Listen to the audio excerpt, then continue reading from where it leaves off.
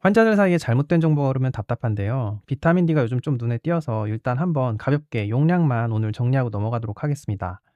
한때 저도 초창기에는 기능약을 공부하면서 암 환자는 70에서 80까지 올리는 것을 목표로 하라고 배웠고, 저도 그렇게 알려드렸는데요.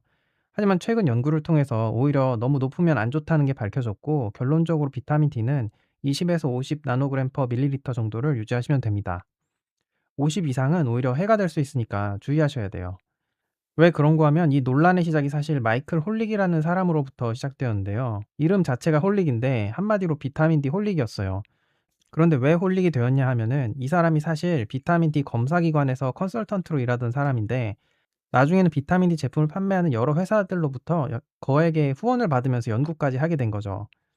그러면서 2010년까지 미국인의 상당수는 비타민 D 수치는 충분하다라고 되어 있던 것을 2011년에 홀릭이 주도한 내분비학회에서 가이드라인으로 수치를 30 이상으로 올리면서부터 비타민 D 결핍이 전 연령대에서 흔하다라고 그렇게 만들어 버린 겁니다. 그래서 그 이후부터 인구 절반 이상에서 광범위한 검사 확대와 제품 판매라는 비타민 D의 시장이 크게 확대가 되기 시작합니다.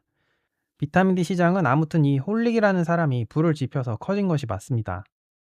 저도 2012년부터 기능의학을 공부를 시작했으니까 그 당시에 인제 한참 그런 정보들이 막 나올 때였어요. 그래서 저도 여기저기서 인제 비타민 D 이야기를 많이 접했죠. 하지만 결론부터 말해서 이후 연구를 다시 보니까 비타민 D와 사망률로 대표되는 효용성을 살펴보면 이게 U자 커브나 J자 커브를 그리는 것으로 나타났습니다.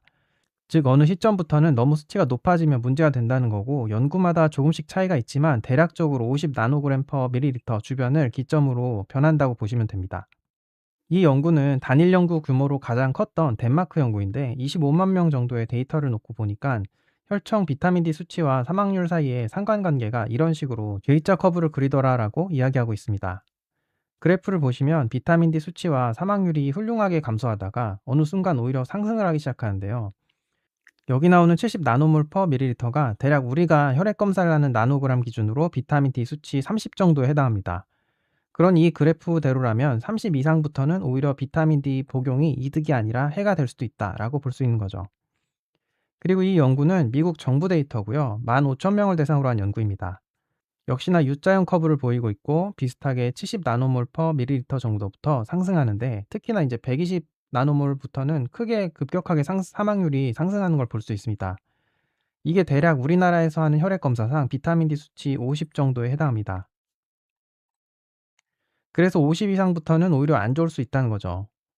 암 환자에서는 70에서 80까지 비타민 D 수치를 올려야 한다 같은 주장은 거의 다 마이클 홀릭 쪽 진영에서 나온 것인데요. 최근에는 미국 내분비학회마저도 홀릭에서 좀 벗어나서 가이드라인을 대폭 수정해서 불필요한 검사를 하지 말라고 하고 있고, 비타민 D 권장 수치도 아직까지 명확히 규정할 수 없다라고 보수적으로 입장을 바꿨습니다. 미국 의학원은 처음부터 홀릭의 주장에 전혀 영향을 받지 않고 2011년부터 쭉 변함없이 20 나노그램 퍼 밀리리터 정도로 적정 용량을 계속 그렇게 제시하고 있고요. 그리고 저의 경우는 보통 비타민 D는 30에서 40대 정도를 적정 용량으로 말씀드립니다. 그 이유는 비교적 자연 상태의 인간으로서 생활하고 있다고 할 수 있는 아프리카 원주민들 연구를 한 것을 보면 대략 그 구간에서 혈청 비타민 농도가 분포하거든요. 그러니 자연 상태 인간에게는 그 정도의 농도가 적정할 것이다라는 저는 역산적인 생각을 하고, 또 실제로 앞선 연구들에서 50 이상부터는 사망률이 증가하는 것과도 이게 일치하기 때문에 이 정도 구간을 유지하면 좋을 것이다라고 생각하는 게 이제 제 견해입니다. 또 추가적으로 임산부들을 검사를 해 보면요. 보통 평소보다 비타민 D 수치가 2배 이상 높아져 있거든요. 그 이유는 태아 골격 형성을 위해서 비타민 D가 필요하기도 하고, 또 비타민 D가 강력한 면역 조절자로 엄마의 면역 세포가 태아를 공격하지 못하도록 면역 관용을 유도하는 데 쓰이는 핵심적인 역할을 하기 때문에 그런 것도 있고, 또 비타민 D가 태아 발달 성장 신호로도 쓰이기 때문에 이렇게 임산부에서는 평소보다 훨씬 비타민 D 수치가 올라갑니다. 그런데 여기서 좀 많이 들어보던 단어가 나오지 않나요? 면역 관용, 성장 신호. 네, 맞습니다. 암세포도 활용하는 것입니다.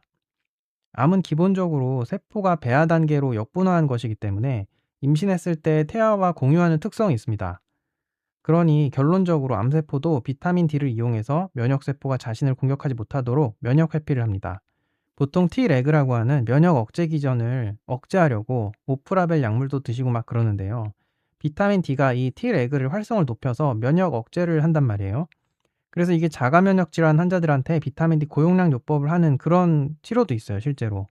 근데 인제 대사 치료 같은 걸 하시는 분들을 보면 Treg 억제한다고 위산 억제제 시메티딘 같은 거 드시잖아요. 그런데 그러면서 또 비타민 D를 고용량을 먹는다는 거는 이게 되게 모순되는 거예요. 그러니까 이게 뭔가 약물로 뭔가 승부를 보려고 할 때는요. 어느 한쪽만 보시면 안 됩니다. 뭐 '비타민 D가 좋다고 하니까 무조건 높여야겠다. 비타민 D를 고용량으로 해야겠다.' 이게 그러니까 함정일 수 있다는 거예요. 또 암세포는 자체 비타민 D 시스템을 가지고 있어서 활성형 비타민 D를 만들어서 종양 형성과 성장에 쓰기도 합니다. 그래서 결론적으로 지나친 비타민 D는 역시나 이래저래 안 좋을 수 있겠다 싶은 겁니다. 그러니 너무 높은 비타민 D 수치에 집착하진 마세요. 자연스럽지 않은 것들에는 일단 약간 함정이 있습니다. 또 비타민 D를 보충한다면 매일 일정하게 경구용 보충제로 드시는 게 좋습니다. 주사로 급속하게 간헐적으로 올리는 것보다 경구로 꾸준하게 일정하게 올리는 게 좋다는 것은 이미 검증된 이야기고요. 우리가 직관적으로 생각해도 훨씬 자연스럽습니다. 저는 보통 경구 투여로 비타민 D 수치를 올릴 때는 캡슐 제제는 5,000에서 10,000IU 정도를 하루 권장 용량으로 알려드리고, 비타민 D가 지용성이기 때문에 식사와 함께 드시거나 식후에 바로 드시도록 권해드립니다.